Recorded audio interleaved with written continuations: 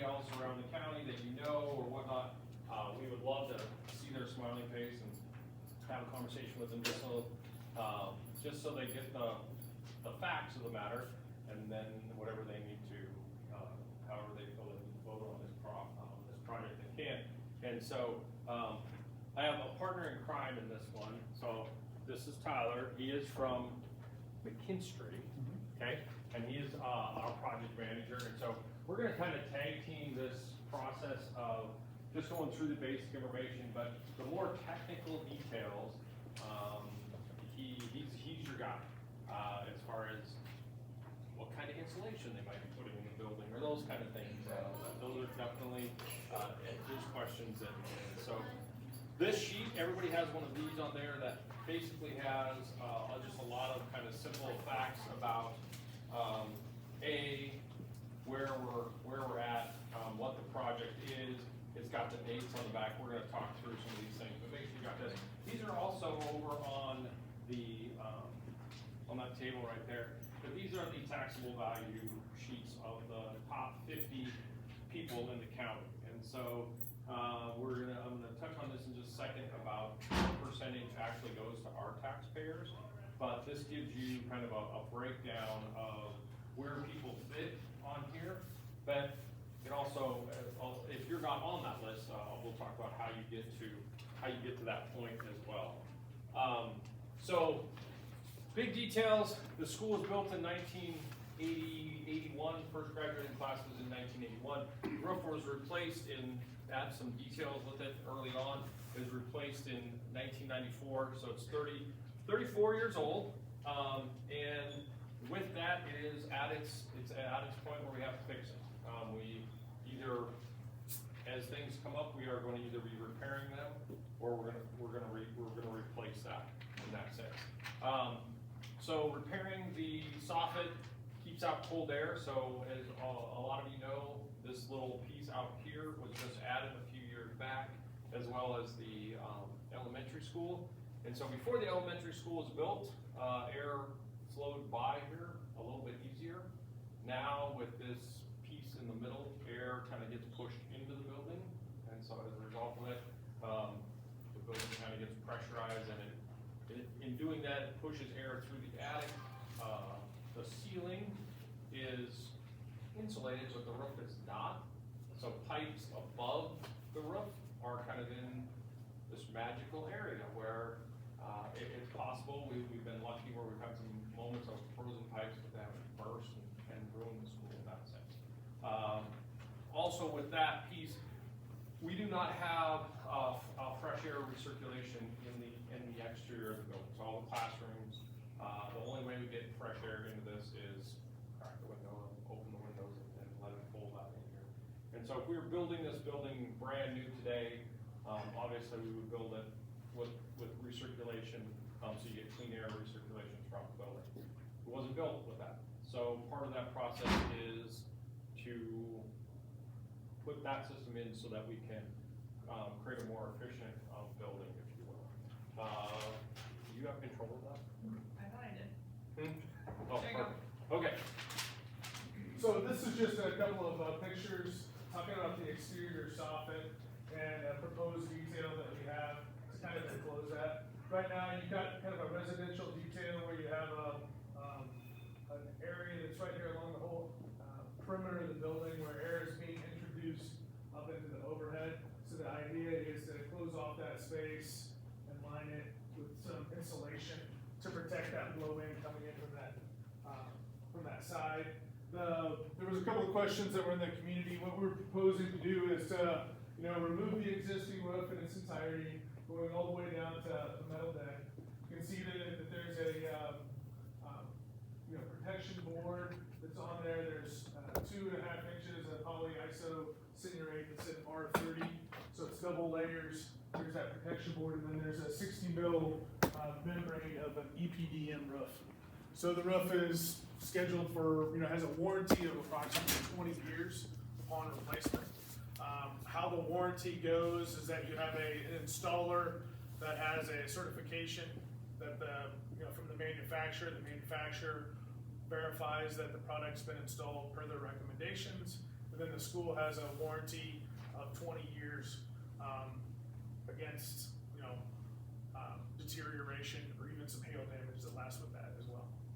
So that's the specific to what we're talking about on the roof. Questions? What will you replace it with?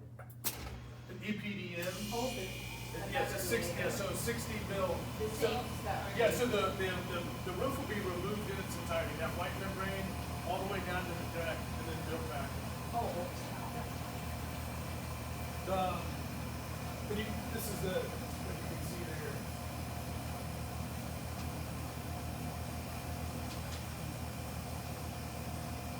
Other questions? Next slide.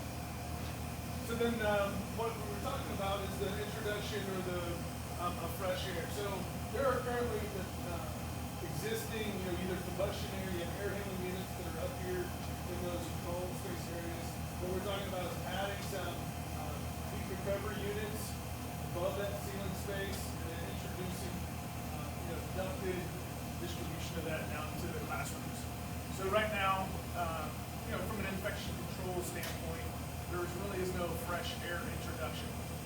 You want to bring in fresh outside air, you want to temper that, you want to condition the space with it, you'll exhaust some and you'll return some. Each of a building has a requirement for fresh air introduction so people don't get sick. If you're in a hospital, and that is a high level of turnover, so you need a lot of air exchanges. And then a school still has a requirement, it's just not as much as a hospital. So you want to bring in fresh outside air, you gotta, condition that, you gotta either heat that, in the wintertime before you're introducing that into the space. But what this is a ducted system with two of those units above the ceiling to provide fresh air for the kids.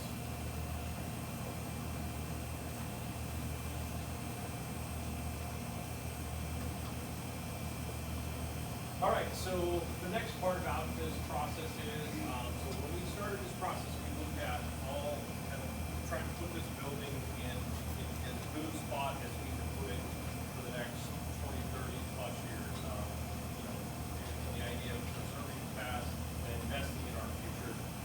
So the other piece of this is this tile is the underlay under that, the aluminum and whatnot that they put that on asbestos. So we had a couple options. We have an option to put a plank over the top, put another type of flooring over the top, plastic flooring over it, or done any of those things.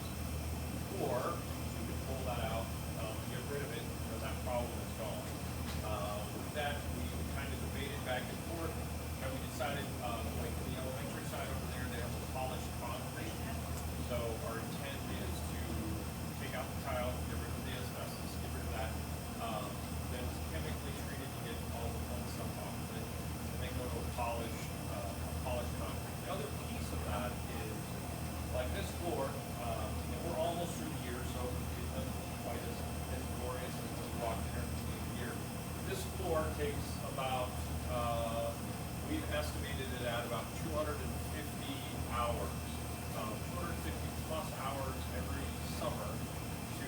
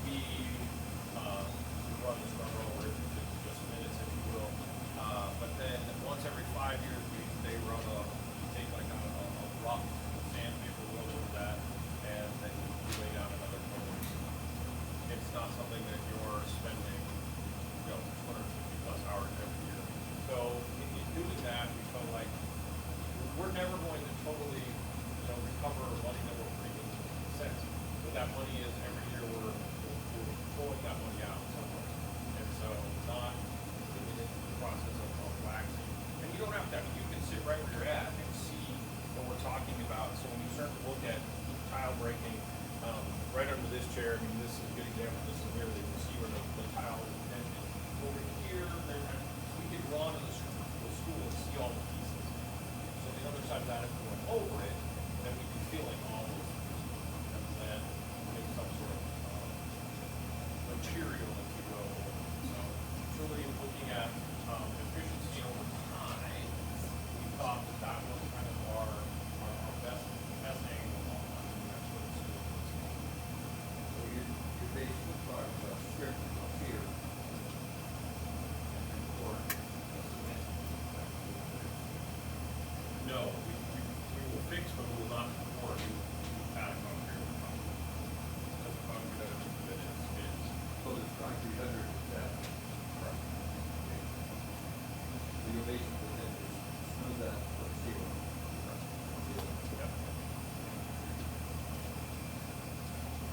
I just got one question. I've replaced a lot of concrete in this town, stripped floors, done a lot, and a lot of the concrete is not very good.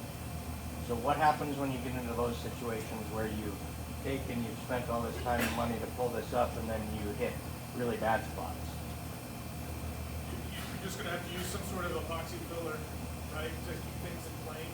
But you're gonna remove this down, it's a chemical, it's gonna be used to remove it. So again, this is the sample of the test. I think we sampled 3 different locations. The tile itself is not hot, it's only the mastic. So if you see black mastic, that's usually a sign. Yep. So it's the mastic itself. And so that's, first mastic will be scraped off, then there'll be a chemical treatment. When you get to the grade, I mean, there's going to be, concrete is not perfect. You're gonna have you're gonna have things that are, discoloration. You're gonna have a little darker section here, depending upon where they broke up the pores. We don't anticipate too much of a peel or a delamination, but there'll be an epoxy that will have to be floated in to finish it off before the coating goes down.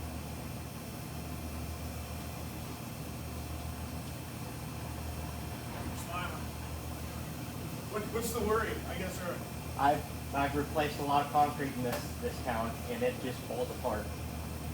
I mean, it just depended on the years that it was poured. Some of it was really good and there's some of it that's really bad. So it's just, I mean, I hope for the best but fear for the worst. Well, I assume where you're seeing all this cracked tile, that means the base would be concrete. So that, the base was solid, whatever you put on top of that base.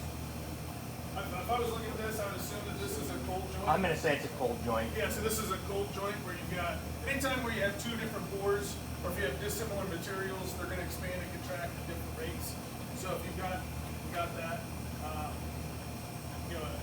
there are areas that I think are primarily where there's been additional load, or, the VCT itself, has been dented in with a heavy load. If there's a lot of exposure to moisture, like in some of the mop sink rooms, that stuff is delaminated. But again, the tile's done its job. It's just looking out in the long run and the exposure, you don't want to lay something on top of this because you've got to get to something to build up from. And you just don't want to put something, you don't want to bury your problem or have delamination from the VCT from the concrete. I think the best idea is to remove the participant, what I think it's 5% of the mastic is asbestos containing material. It's not a hazard to it again until it becomes friable, until it breaks off, or until it gets that. So, there's a process. This will come in. They'll come in. Button up things and abate the space. Then treat the floor to build it up. Yeah. What you're basically saying is that any sort of flooring project, work for now, is ultimately no matter what you do. Right, you could lay carpet over this. I wouldn't recommend carpet in this environment. It's just it doesn't hold up to it. This is the answer we're gonna do, you're not straight with me. At some point, yeah, you're gonna continue to test it and pay for, your adhere report. And then you can say, hey, we, 2025 or 2026, the issue was abated, and here's our floor test, here's documentation, goes in the school file, and you don't have to worry about it.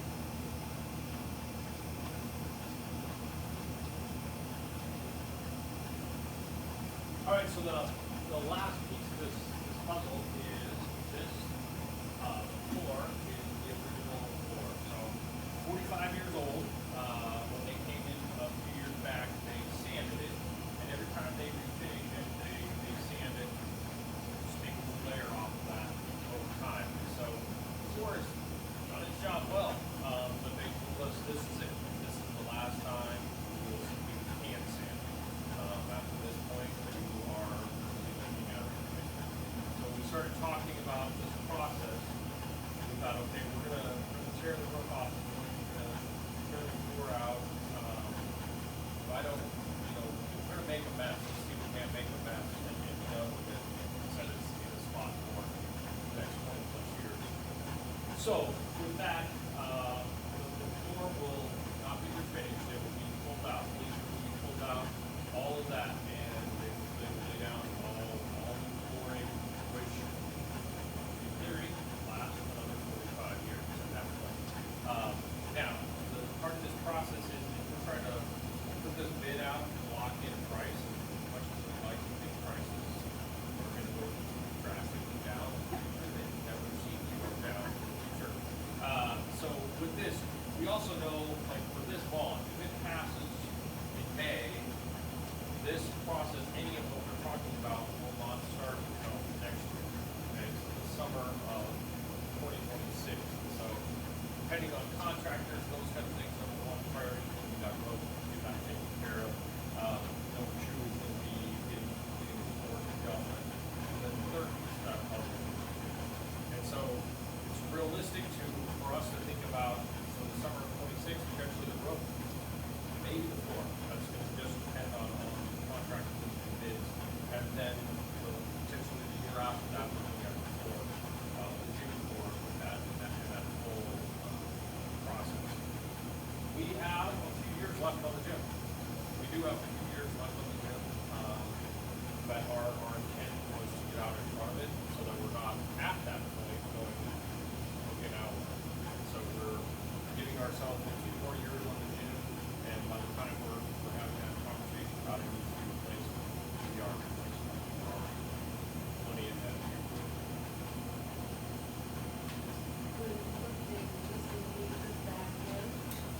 They, Yes, that's the intent. yeah. No, we're just gonna sit on chairs. Just kidding. We're gonna have a lot of gym space and no seats. How many more years are left in that floor? How many years are left in that floor now? So when you go back and look at the average, there was one stretch where we did not finish it for 10 years. But it's been anywhere from 5 to 7 years other than that one point in time. So we're 3 years away, based on that. So I guess my only comment, we just recently did the floor of the gymnasium in Colstrip. They had a weather event, water fluid. The removal of that floor from the community, as long as they'll cut that up into whatever it can be manhandled and stacked. And a lot of people in the community, had a lot of different, ideas for uses for that piece of you don't normally, you just don't get exposed to that level of thickness. We don't build like these. yeah, that's and what people can do with that, how you can auction that off, that's a whole separate conversation. This is, depending on where you're sitting, might be kind of hard to see. This is actually the bond, like, this is a big deal, and kind of the elephant in the room, for lack of a way to say it, is the last bond, there was housing attached to it, and had ruffles and feathers and whatnot. And so part of going through this process, when I started, the conversations I had were very clear about that. And so for that piece of this, the bond generally says all the details that we need to know. A, it's for $2.9 million, and it's for 5 years. So first and foremost, why did we choose 5 years? Because the longer you spread it out, the more you're paying for nothing. You're paying for the cost of the bank management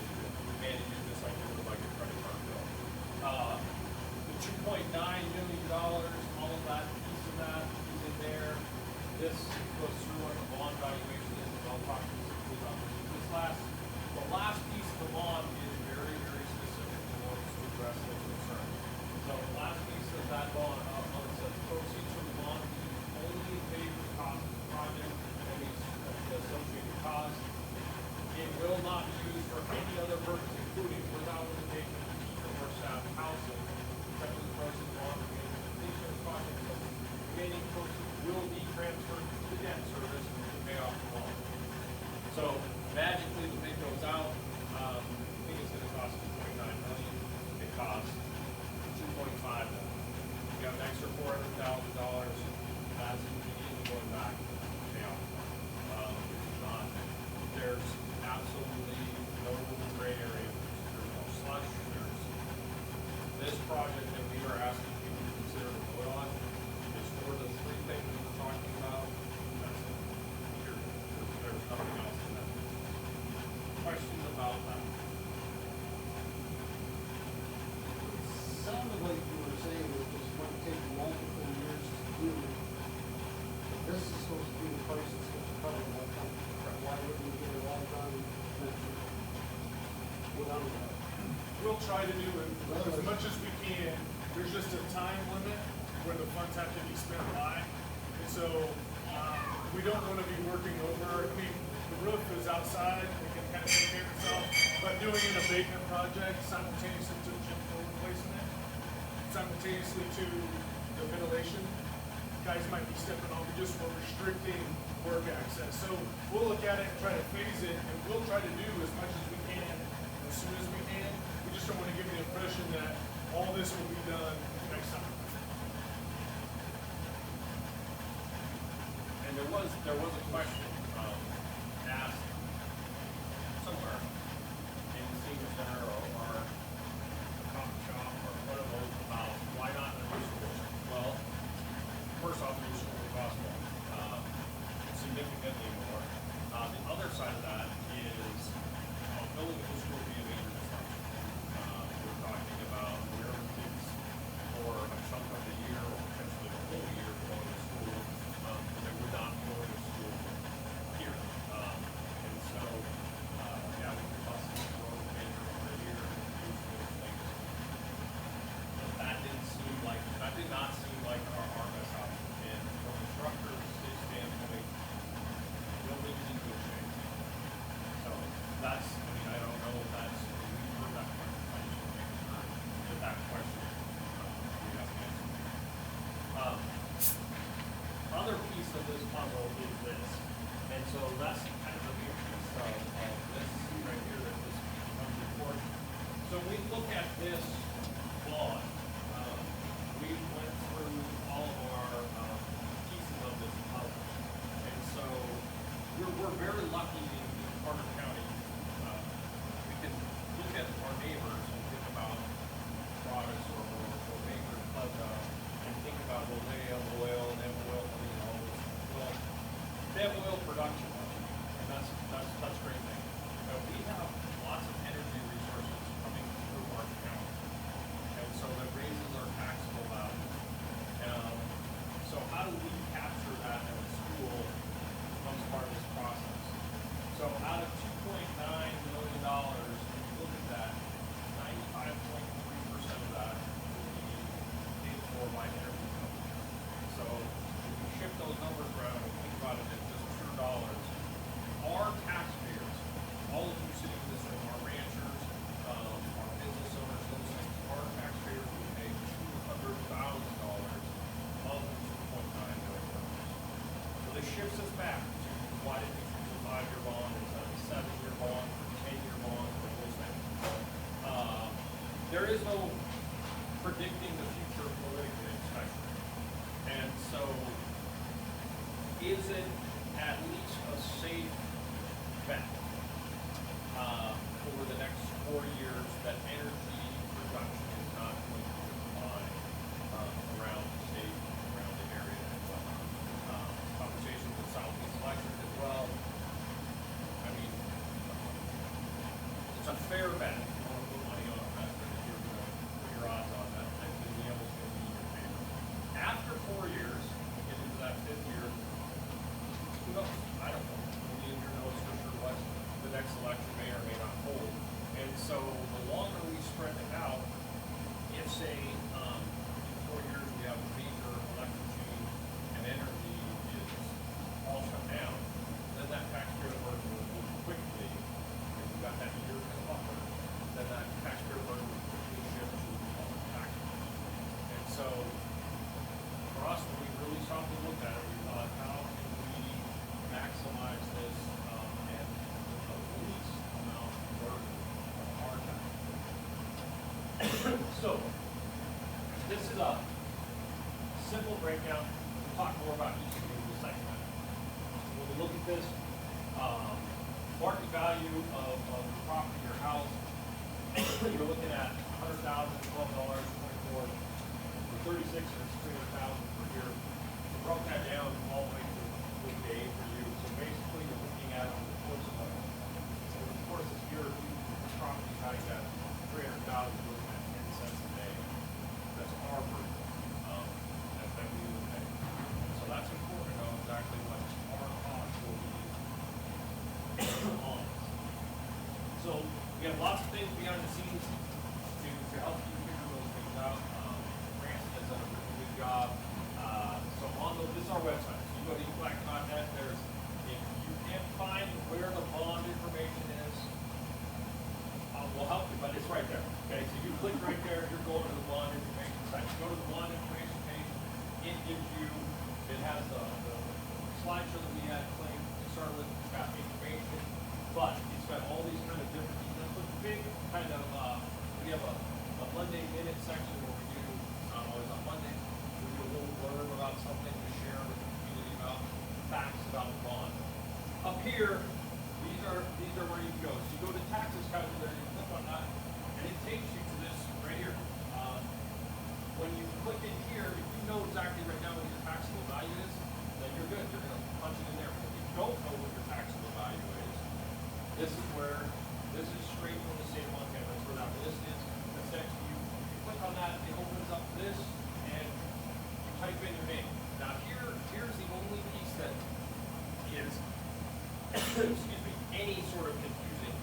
If you own multiple properties and they're under different names.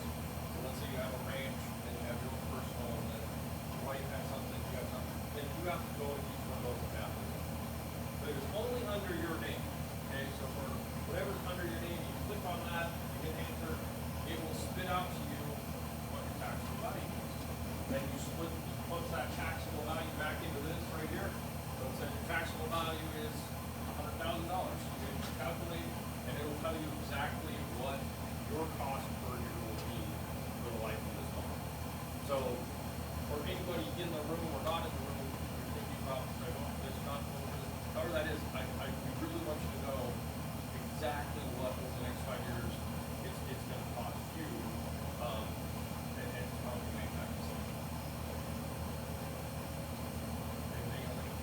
So, doing this roof, floors, and all this stuff, I assume that will actually reduce some property costs, for instance, like,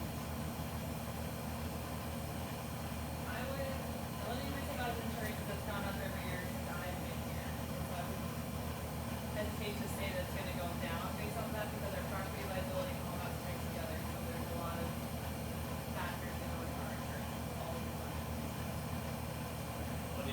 On the other side there, there's been an ongoing conversation. This building will be more efficient, but it may not be the money we get back from that may be spent in other ways. And this is what I mean by this. Right now, currently, this building costs, it's not as big as the elementary. It costs twice as much to keep. It's very inefficient. So will we keep this building with potentially less programming? Yes, we will. That's a safe assumption to make. But because we have this new HVAC system in it, that's circulating free air throughout the building, you're gonna have energy costs with fans and the HVAC system. So you might save here, and you might not spend as much here, but you're not gonna get that total value back. But you're gonna be more efficient and help your environment.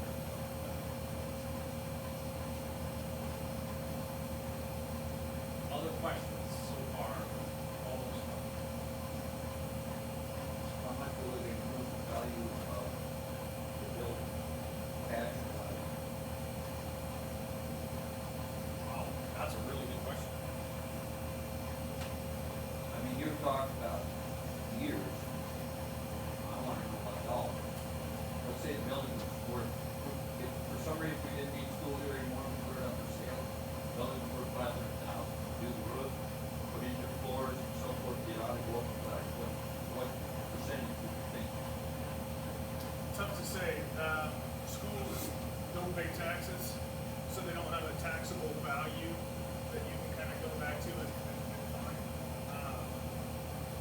That's a good point. I don't have that information, so Most commercial buildings are worth about $8 a square foot. 34,000 square feet. So 34,000 square feet at $8 a square foot. That's a value. Whatever that math turns into. But yeah, I mean, you've got if you look at it like a human body, right? You put on a new skin, you put in a heart and lungs. You know, that's kind of the thing. Putting in a ventilation system, so you're putting in some lungs, you're putting on, a new skin to keep it watertight, and to insulate it better. So I mean, if I was looking to, if the school went away and you were looking at it, I would be I'd have to look at the numbers. I'm not prepared to give you that. That's a good question. You mentioned insurance, actually, so is there gonna be a point at which if you don't replace this roof that, maybe in the next severe weather event, that insurance would not pay for replacement if it's that degraded and old? Like, is that a concern? I don't think that your current roof is under warranty. Okay, so, So anything that would happen would be on the school's. and- School's legal. So at least if you replace the roof, you have a new 20-year warranty with the new vendor. I think it's just like any insurance, more incidents create more accidents. so instead of going so old now, we cover.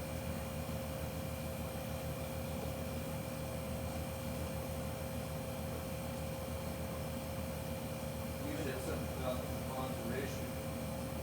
If somebody takes the bid for less than what one time, that money would automatically, the excess money would automatically roll in and make things against the bond. Correct. I want to make sure I was sure.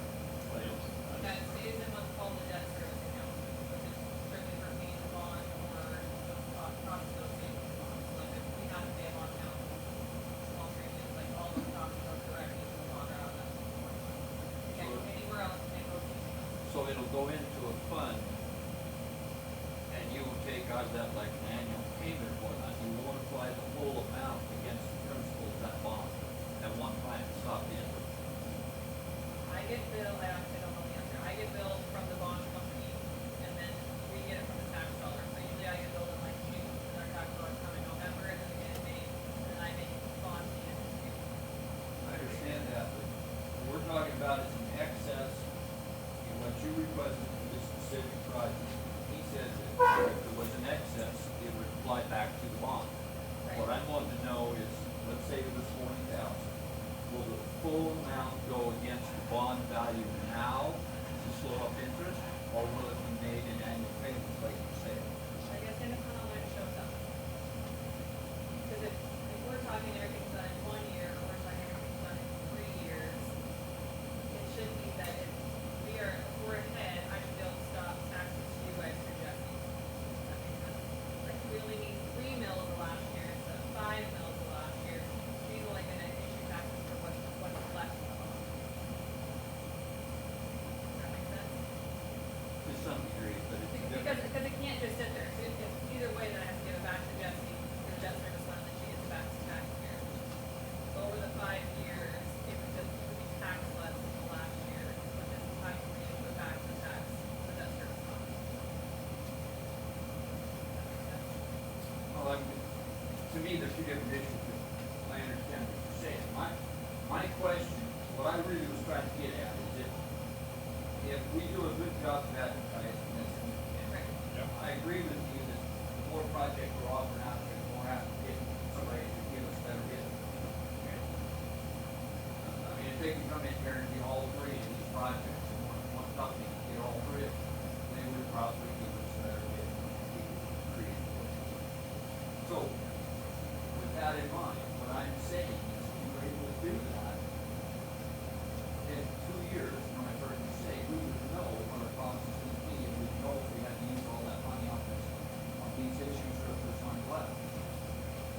So I guess I would like to see, or a commitment that at that point, when we knew what our exact cost was gonna be, what we're fixing, any excess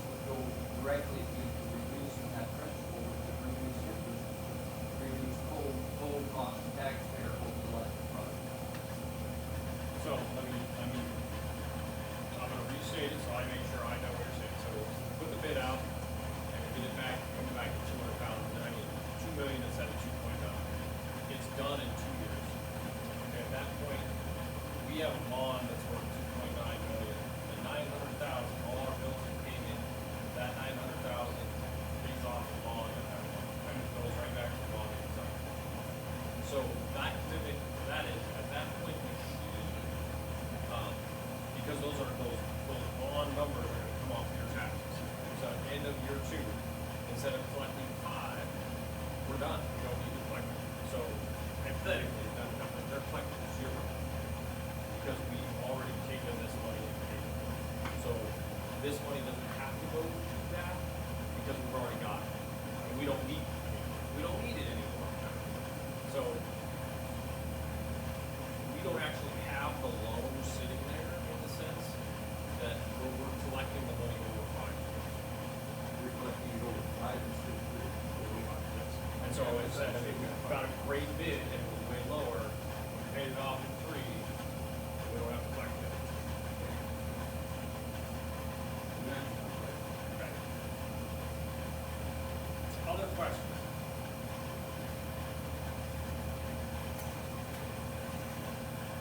And by any of you, anybody you talk to, any of that, if you are unsure about the website, unsure about any of the tax information, those things, by all means, call, we didn't go to you, but to help make sure, we just wanna make sure people know exactly, just like that question, that's a great question, exactly what they're voting on and voting for or against. That's why we do what we do, we get that privileged vote, so making sure we know. What we don't want is a rumor out there, we don't want, this is gonna cost us, I'm gonna pay thousands and thousands of dollars in taxes, but you might only pay $30.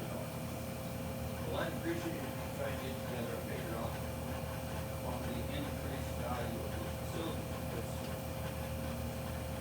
I've done all this stuff in my life, and I'm trying to bring budget budget money, and that is your cash flow and your cost of having that money is